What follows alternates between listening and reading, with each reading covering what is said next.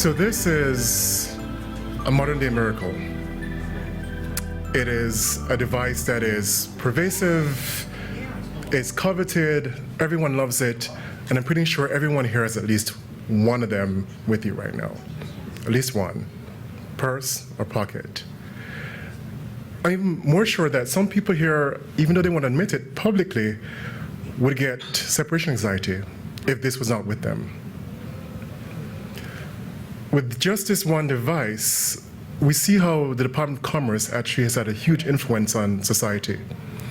If you think about the material standards of manufacture, they're all based on reference data from NIST, the National Institute of Standards and Technology. If you think about intellectual property for the technology in this device, that's safeguarded by PTO, the Patent and Trade Office. You think about your weather app, that touches data from NOAA, the National Oceanic and Atmospheric Administration.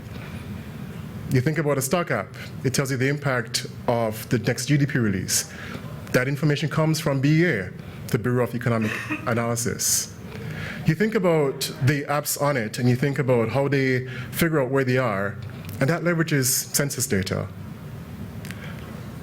All the companies, startup companies that are either organic or in incubators or accelerators, at some point, directly or indirectly, touched EDA, Economic Development Administration, or MBDA, which is the Minority Business Development Agency.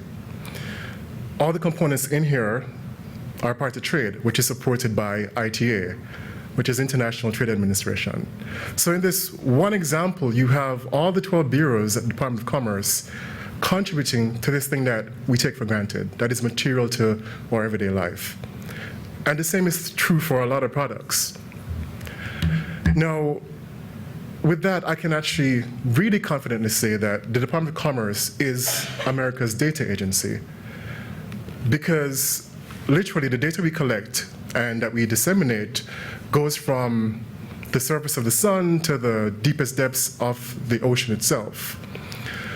Added to that, we have leadership in the Secretary Penny Pritza, who has actually made it her initiative to actually have data and open data at the forefront. So of her strategic plan, they have 5 pillars. Data is one of them.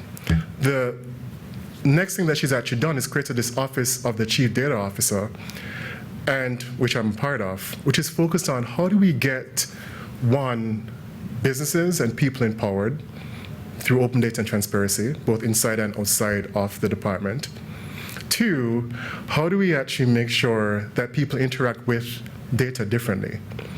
So how do we make sure that the experience that you have coming to a DOC website is seamless and is natural, and you get exactly what you actually want? And finally, we have this mission of how do we actually streamline or fast-track the initiatives at the different bureaus themselves. Now, today, this is a lightning talk, so I'm going to share just 2 quick incidences, 2 quick episodes or projects that we're trying to do. The first is the New Exporters project. And for this, I want you to close your eyes for a few seconds. Close your eyes, thank you. And imagine Stephanie. Stephanie is a small business owner. She manufactures furniture, and she's really, really good at it. I mean, she's so good that she's won awards at the county fair for her, rustic and amazing designs. You can open your eyes now, it's fine. But Stephanie has, one issue. She's producing, say, 50 to 100 units in her shop every week. She wants to grow, but she has no idea how to actually do it. Wouldn't it be amazing if Stephanie could actually get market intelligence that tells her, if I want to actually sell and have a positive revenue stream coming in, this is where I should actually focus on, right? Wouldn't it be amazing if Stephanie got a recommendation that says, these are the countries that you should be targeting for export?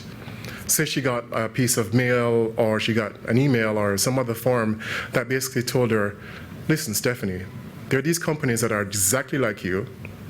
They're making X percentage, growth on their business by exporting to country X, Y, and Z. maybe you want to consider doing that yourself. If these companies are like Stephanie, then why can't she do the exact same thing? Right? That is the point of the New Exporters Project. How do we deliver that market intelligence to small businesses? The second project is the new, it's the, I'm going to call it the new Risk Modeling Project, or Risk Model 2.0. It's a working title right now. Think of a typical day. Let's time travel a little bit. Say it's June, and say you had a hard day at work, you're driving home, you park in the driveway, you rush in, greet the spouse and the kid if you have kids, play with them for a little bit, have some dinner, tuck them in, have some quality time, go to bed. And you wake up in the morning and you see dents in your car from big balls of hail just nestled into the surface of your car. Wouldn't it be amazing if your weather app kind of proactively said to you, hey, there's a high probability of an adverse storm event happening. Maybe you want to take some corrective action. Maybe you want to move that car into the garage somewhere, or protect your valuables. Or say it's not the weather app. Say that's not a business model that the weather company actually wants to get into. Say it's your insurance company. So they want to protect you, and they want to protect their liability. So wouldn't it be amazing if they actually said to you, based on the fact that we have weather data from the Department of Commerce now in our risk models, that we think there's a high chance of a hailstorm coming in the next 2 hours. Maybe you want to move your car inside. With the Risk Model 2.0 project, what we want to do is that we want to actually invest or integrate information from the different bureaus into the risk models of businesses and ordinary people, such that some good can actually come of it. That we can actually, this is a high probability, but it's true, so we can actually save lives and save property. Like the mission of the Department of Commerce, very simply, is we want to create the conditions for economic growth and opportunity. In the process, when there are times of risk, we want to actually do things that are good and that will actually help the citizens. With the two projects, there is one thing that is true, that's common between them, and that's the power of open data in both cases. Particularly open data from the Department of Commerce.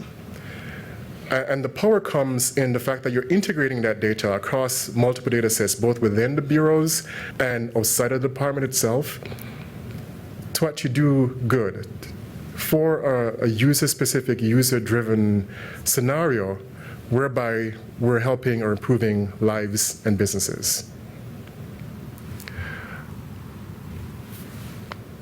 I think I'm going to actually stop with that example and kind of leave you with something to think about.